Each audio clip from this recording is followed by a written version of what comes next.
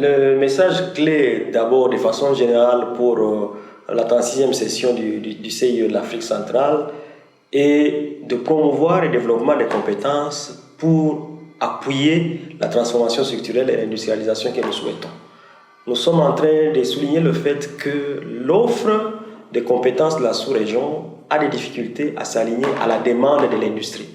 Il faut donc consolider ce dialogue-là entre l'industrie et les institutions de production de compétences pour que nous puissions produire le capital humain nécessaire pour propulser cette industrialisation.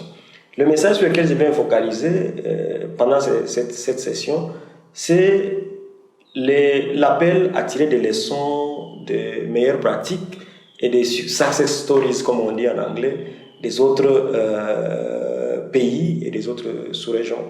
En Afrique, il y a un certain nombre de pays qui ont réalisé des avancées en termes de diversification économique et industrialisation portées par les compétences.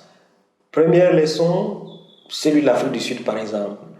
La place de la planification du développement des compétences dans l'accompagnement de l'industrie.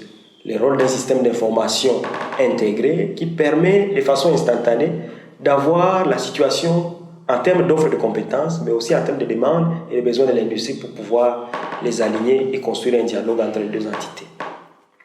Pour l'Éthiopie, c'est le rôle de ce système de développement de compétences de masse pour accompagner certaines industries, des industries comme celui du cuir et des industries du textile et de la chaussure aujourd'hui, qui sont portées par une masse critique des compétences formées au sein de l'industrie et à travers une formation sur les lieux de travail qui doit être continue et l'amélioration des compétences pour une meilleure productivité et une compétitivité assurée.